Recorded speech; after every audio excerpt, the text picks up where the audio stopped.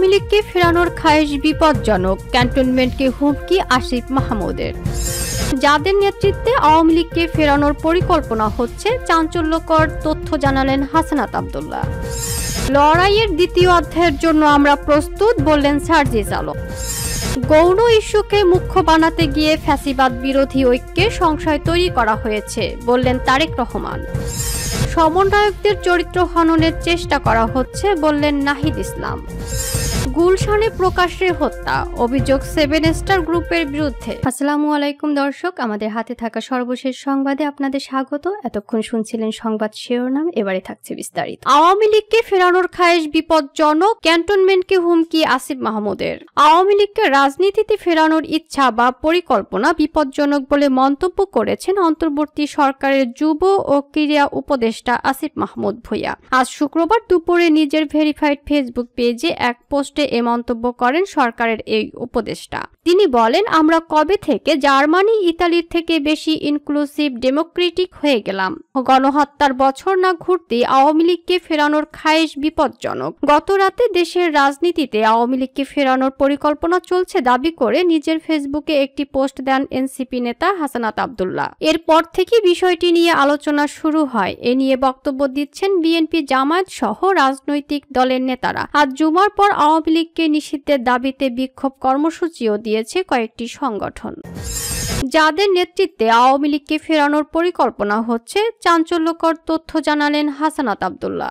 দেশের রাজনীতিতে আওয়ামী লীগকে ফেরানোর পরিকল্পনা চলছে বলে দাবি করেছেন জাতীয় নাগরিক পার্টি এনসিপি দক্ষিণাঞ্চলের সংগঠক হাসনাত আব্দুল্লাহ। তার দাবি, আওয়ামী লীগকে নির্বাচনে ফেরাতে আসন ভাগের প্রস্তাব দেওয়া হয় তাকে। বৃহস্পতিবার রাতে নিজের ভেরিফাইড ফেসবুকে দেওয়া এক পোস্টে কোন প্রক্রিয়ায় আওয়ামী লীগকে পুনর্বাসনের পরিকল্পনা সাজানো হচ্ছে তা তুলে ধরেছেন হাসনাত আব্দুল্লাহ। আওয়ামী লীগকে ফেরানোর এই পরিকল্পনা ভারতের বলেও দাবি করেছেন হাসনাত। ওই পোস্টে এনসিপির এই নেতা দাবি করেন, সাবের হোসেন চৌধুরী, শিরিন শারমিন ও তাপসকে সামনে রেখে এই পরিকল্পনা সাজানো হচ্ছে।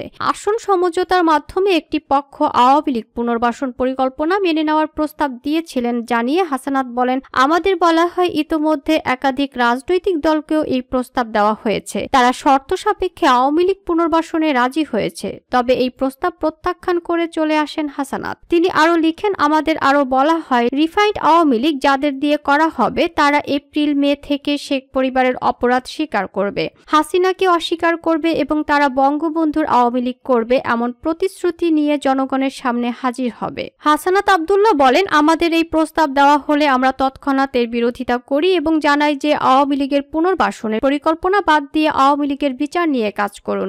আওয়ামী লীগ নিষিদ্ধের প্রশ্নে কোনো ধরনের আপোষ করার সুযোগ নাই বলে মন্তব্য করেছেন এনসিপির এই নেতা। তিনি লিখেন, আসুন সকল যদি কিন্তু পাশে রেখে আওয়ামী লীগের বিরুদ্ধে আমরা ঐক্যবদ্ধ হই। আওয়ামী লীগ রাজনীতি করতে পারলে জুলাই ব্যর্থ হয়ে যাবে, বলেন হাসনাত আব্দুল্লাহ।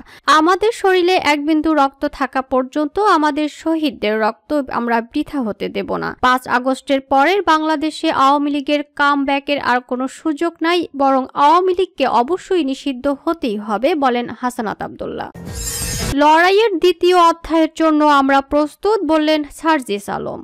আওয়ামী লীগকে বাংলাদেশের রাজনীতিতে নিষিদ্ধ ঘোষণা না করা পর্যন্ত লড়াই করার ঘোষণা দিয়েছেন জাতীয় নাগরিক পার্টির এনসিপি উত্তরাঞ্চলের সংগঠক সার্জিস আলম। এ লড়াইকে দ্বিতীয় অধ্যায় বলে উল্লেখ করেছেন তিনি। শুক্রবার 21 মার্চ বিকেল 4টার দিকে নিজের ভেরিফাইড ফেসবুক পেজে এক পোস্টে এ লড়াইয়ের ঘোষণা দিয়েছেন সার্জিস আলম। ওই পোস্টে তিনি বলেন, লড়াইয়ের দ্বিতীয় অধ্যায়ের জন্য আমরা প্রস্তুত। গণহত্যাকারী আওয়ামী লীগের নিষিদ্ধকরণ পর্যন্ত এ লড়াই চলবে। গত রাতে দেশের রাজনীতিতে আওয়ামী লীগকে ফেরানোর পরিকল্পনা চলছে দাবি করে নিজের ফেসবুকে একটি পোস্ট দেন এনসিপি নেতা হাসনাত আব্দুল্লাহ। এরপর থেকে বিষয়টি নিয়ে আলোচনা শুরু হয়। এ নিয়ে বক্তব্য দিচ্ছেন বিএনপি, জামায়াত সহ রাজনৈতিক দলের নেতারা।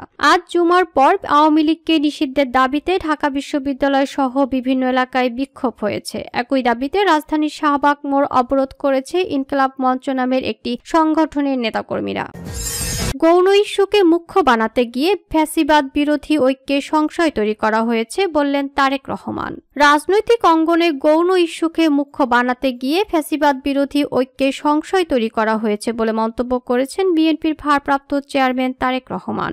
শুক্রবার 21 মার্চ রাজধানীর লেডিস ক্লাবে পেশাজীবী ও বিশিষ্ট নাগরিকদের সম্মানে ইফতার অনুষ্ঠানে লন্ডন থেকে ভার্চুয়ালি যুক্ত হয়ে তিনি এ মন্তব্য করেন। তারেক রহমান বলেন, বর্তমানে সংস্কার ও নির্বাচনকে মুখোমুখি করে ফেলা হয়েছে। এটি নিঃসন্দেহে রাজনৈতিক উদ্দেশ্যমূলক। পলাতক স্বৈরাচারের দোসরদের পুনর্বাসনের সুযোগ দেওয়া যাবে না উল্লেখ করে বিএনপির ভারপ্রাপ্ত চেয়ারম্যান বলেন, স্থানীয় নির্বাচন আগে করা মানে পতিত স্বৈরাচারকে রাজনীতিতে পুনর্বাসনের সুযোগ করে দেওয়া। রাজনৈতিক অঙ্গনে গৌণ ইস্যুকে মুখ্য বানাতে গিয়ে ফ্যাসিবাদ বিরোধী ঐক্যে সংশয় তৈরি করা হয়েছে। তারেক রহমান বলেন, মাফিয়ার পতনের পর অপার সম্ভাবনার দ্বার উন্মোচন হয়েছে। রাষ্ট্রকে আরো এগিয়ে নিতে পেশাজীবীদের মেধাকে কাজে লাগাতে হবে। রাষ্ট্রের সিভিল সোসাইটি ও পেশাজীবীরা দুর্বল থাকলে দেশ ভালোভাবে চলতে পারে না বলেও মন্তব্য করেন বিএনপির ভারপ্রাপ্ত চেয়ারম্যান তারেক রহমান। সমন্বয়কদের চরিত্র হননের চেষ্টা করা হচ্ছে বললেন নাহিদ ইসলাম। সারা দেশে ছাত্র সমন্বয়কদের চরিত্র হননের চেষ্টা করা হচ্ছে বলে মন্তব্য করেছেন জাতীয় নাগরিক পার্টির এনসিপি আহ্বায়ক নাহিদ ইসলাম। তিনি বলেন, নতুন রাজনৈতিক দলের বিরুদ্ধে মিথ্যা অভিযোগ আসছে, অন্যদিকে মিডিয়া ট্রায়ালের শিকার হচ্ছে, তাই সবাইকে সচেতন থাকতে হবে। তবে দলের কেউ অন্যায়ের সঙ্গে আপোষ করলে তাকে ছাড় দেওয়া হবে না। দখল কিংবা চাঁদাবাজির সঙ্গে জড়িত থাকলে তাকে বরদাস্ত করা হবে না বলে জানান নাহিদ ইসলাম। নাহিদ ইসলাম বলেন, আগে সংস্কার শেষ করে তারপর নির্বাচন হবে। এটা নির্ধারিত সময়ের মধ্যে করা সম্ভব। জাতীয় নাগরিক পার্টি দৃশ্যমান বিচার ও মৌলিক সংস্কার শেষ করে নির্বাচন চায়, তবে তা অবশ্যই হতে হবে গণপরিষদ নির্বাচন। নাহিদ ইসলাম বলেন, জাতীয় নাগরিক পার্টির ক্ষমতার চেয়ে জনতাকে বেশি গুরুত্ব দেয়, তাই ক্ষমতা ছেড়ে জনতার জন্য রাজনীতির মাঠে নেমেছি। দেশের সংস্কারের মাধ্যমে পরিবর্তন আনার জন্য সাধারণ মানুষ অন্তর্বর্তীকালীন সরকারকে ক্ষমতায় বসিয়েছে। যারা পরিবর্তন চায়নি তারা বাংলাদেশ থেকে বিতাড়িত হয়েছে, আর যারা পুরনোকে আঁকড়ে ধরে থাকতে চাইবে তারাও আস্থা করে হারিয়ে যাবে। নাহিদ আরও বলেন, আন্দোলনের সময় বরিশালের মানুষ গুলির সামনে বুক পেতে দিয়েছে। বরিশালের মানুষ অনেক সাহসী। বরিশালে জাতীয় নাগরিক পার্টির শক্তিশালী ঘাঁটি স্থাপিত হবে।